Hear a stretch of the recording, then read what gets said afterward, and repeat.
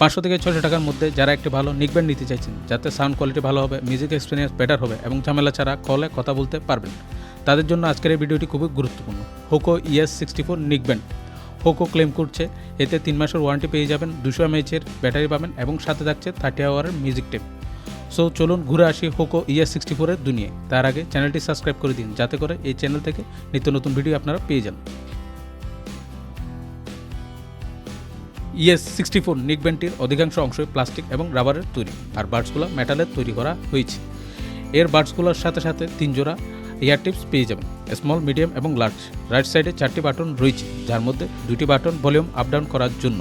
এছাড়াও একটি বাটন রয়েছে মিউজিক প্লে পজ করার জন্য এবং এর মাধ্যমে কল রিসিভও করতে পারবেন।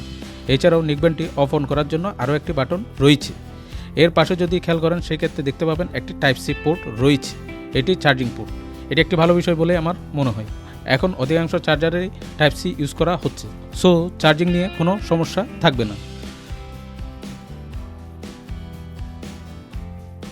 এবার যদি ব্যাটারির কথায় আসি, সেক্ষেত্রে হোকো ES64 নেক ব্যান্ডটিতে একটি 200 mAh ব্যাটারি ইউজ করা হয়েছে। এক্ষেত্রে হোকো ক্লেম করছে আপনি 30 আওয়ারের মতো মিউজিক টাইম অথবা কল টাইম পেয়ে যাবেন।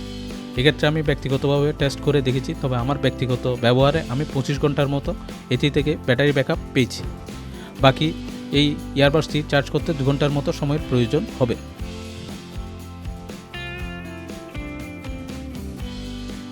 এবার বক্স কন্টেন্টের কথা যদি আমরা হিসাব করি, শুরুতে একটি ইউজার ম্যানুয়াল পেয়ে যাবেন। এছাড়াও রয়েছে একটি ওয়ারেন্টি কার্ড, একটি স্টিকার দেওয়া রয়েছে একটি type A to type C charging cable. এছাড়াও এক্সট্রা ইয়ার টিপস দেওয়া রয়েছে। সর্বশেষে রয়েছে হোকো ES64 নেক ব্যান্ডটি। নেক ব্যান্ডটিতে ব্লুটুথ 5.3 ইউজ করা হয়েছে। এর স্পিকার সাইজ 10 mm এবং ওয়ার্কিং ডিস্টেন্সও 10 মিটার। এবার এর পারফরমেন্সের দিকে যদি আসি, তবে শুরুতেই বলতে হবে এর সাউন্ড যথেষ্টই লাউড, সো সাউন্ড নিয়ে কোনো প্রবলেম নেই। পর্যাপ্ত পরিমাণে বেসের উপস্থিতি রয়েছে, সো মিউজিক এক্সপিরিয়েন্সও যথেষ্ট ভালো হবে। কলিংয়ের ক্ষেত্রে আমি বেটার রেজাল্ট পেয়েছি, তবে এক্ষেত্রে সাউন্ডের সাথে সাথে কিছুটা আউটসাইড নয়েজও পাওয়া যাবে। এছাড়াও ANC ENCর মতো নয়েজ ক্যান্সেলেশনগুলো অনুপস্থিত রয়েছে।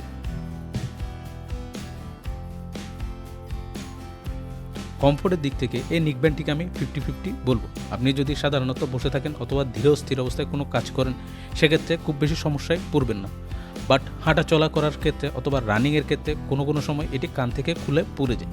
এক্ষেত্রে যেহেতু 3 জোড়া ইয়ার টিপস রয়েছে এবং আলাদা আলাদা সাইজের ইয়ার টিপস রয়েছে, সো এগুলো চাইলে ব্যবহার করে দেখতে পারেন। আমার ক্ষেত্রে আমি ব্যবহার করেছি, বাট কখনো এটা কান থেকে খুলে পড়ে যাচ্ছিল।